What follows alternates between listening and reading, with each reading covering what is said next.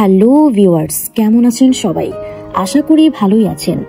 আজকে আমি এমন একটি সিনেমার গল্প নিয়ে কথা বলতে এসেছি যা শুধু একটি সিনেমা নয়, আমাদের সবার মনের ভিতরে গেঁথে যাওয়া এক নস্টালজিয়া।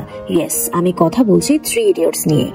এই সিনেমাটা হয়তো আপনারা অনেকেই বহুবার দেখেছেন, কিন্তু আপনারা কি জানেন এই সিনেমাটার পেছনে লুকিয়ে আছে এমন কিছু চমকপ্রদ তথ্য যা জানলে আপনাদের চোখ হয়তো কপালে উঠে যাবে। আপনারা যখন সিনেমাটা দেখেন তখন রঞ্জকে একজন কলেজ ছাত্র হিসেবেই চেনেন, কিন্তু জানলে অবাক হবেন যে এই চরিত্রে অভিনয় করার সময় আমির খানের বয়স ছিল মাত্র 44 বছর।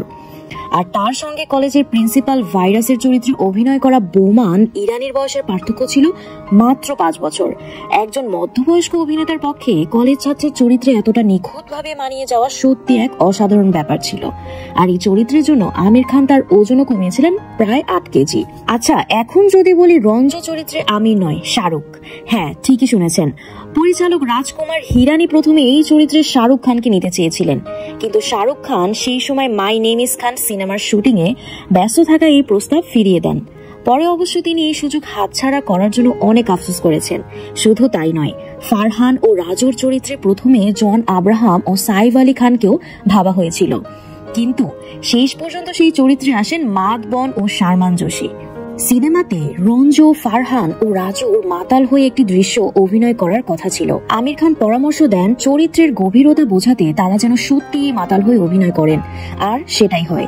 তারা সবাই সত্যি সত্যি মাতাল হয়ে সেই দৃশ্যের শুটিংও করেন।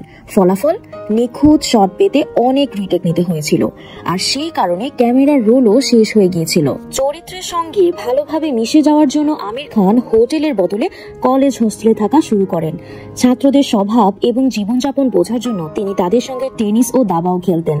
অভিনেতাদের এমন নিষ্ঠা সত্যিই বিরল। সিনেমাতে আমরা যে ফুংসুক ওয়াডো নামের এক অসাধারণ বিজ্ঞানী চরিত্র দেখি, সেটা কিন্তু কাল্পনিক নয়। এই চরিত্রটি লাদাখের বিখ্যাত প্রকৌশলী ও উদ্ভাবক সোনাম ওয়াংচুকের জীবন থেকে অনুপ্রাণিত।